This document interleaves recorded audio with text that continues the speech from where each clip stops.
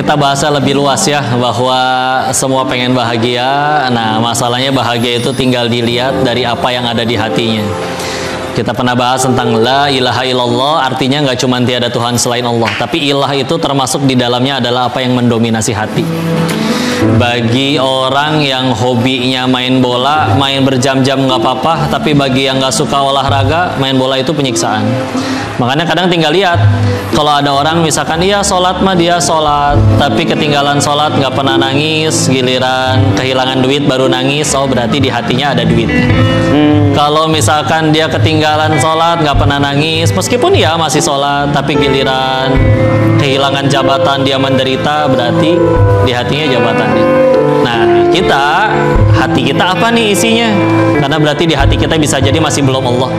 Nah, kalau di hati masih belum Allah, entah pasti dia gampang berantem, gampang sedih, gampang kecewa, gampang ngeluh. Kenapa? Karena yang disebutin dunia.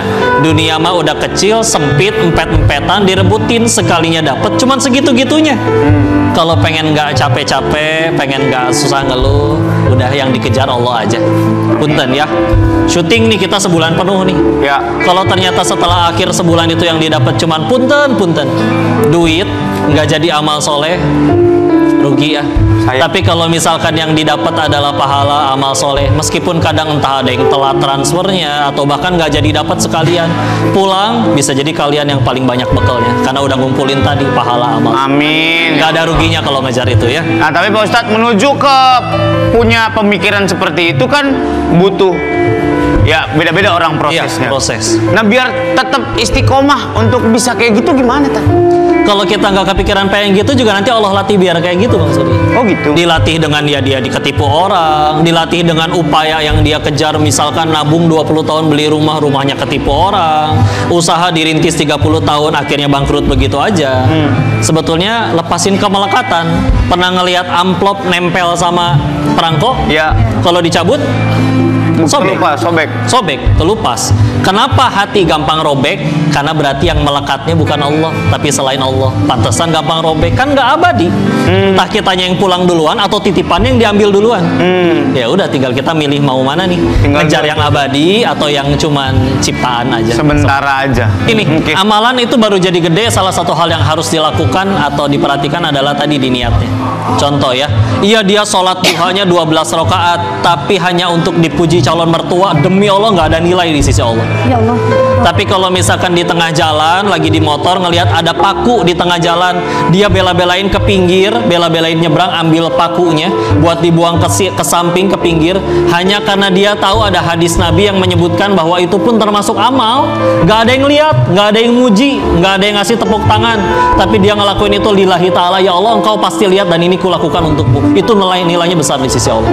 Imam Ghazali pernah berkata, kalaupun suatu saat aku masuk surga, bisa jadi bukan karena kitab-kitabku, tapi bisa jadi hanya karena pernah ada lalat jatuh ke botol tintaku, lalu aku selamatkan, aku elap lagi sampai dia bisa terbang lagi. Pahalanya nyelamatin lalat segede apa? Tapi kalau dia niatnya lillahi ta'ala, bisa jadi besar di sisi Allah. Berangkatin 1000 orang haji tapi niatnya untuk dipuji, gak ada niat untuk Allah, gak ada nilainya di sisi Allah. Jadi silakan nanti setelah Ramadan beramal apa saja, tapi tolong dijaga niatnya hanya untuk Allah, bukan untuk selain Allah ya. Nah, di bulan Ramadan itu kan pahala dilipat gandakan Pak Ustadz. Iya. Setiap ibadah kita kan dilipat gandakan. Nah, setelah Ramadan itu kira-kira ada lagi nggak ya amalan yang pahalanya tuh bisa dilipat gandakan juga gitu? Iya. Masya Allah, enaknya jadi umat Rasulullah tuh umur audisinya lebih pendek ya. Kita mah paling kata Nabi di 70-an, 60-70-an. Kalau umat Nabi terdahulu kan ada yang nyampe ratusan ya. Kita umurnya lebih pendek tapi pahala dilipat gandakan.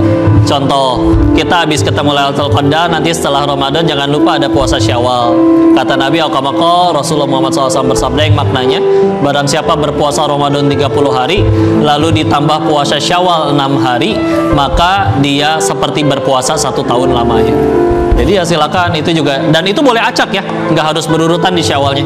Silakan mau disekalianin sama Senin Kamis juga, pendapat dari para ulama masih ada yang mengizinkan, karena yang disebutkannya hanya puasa, tidak disebutkan puasa terkhusus sesuatu. Jadi boleh puasa Nabi Daud, Ayamul Bid, atau juga puasa yang Senin Kamis.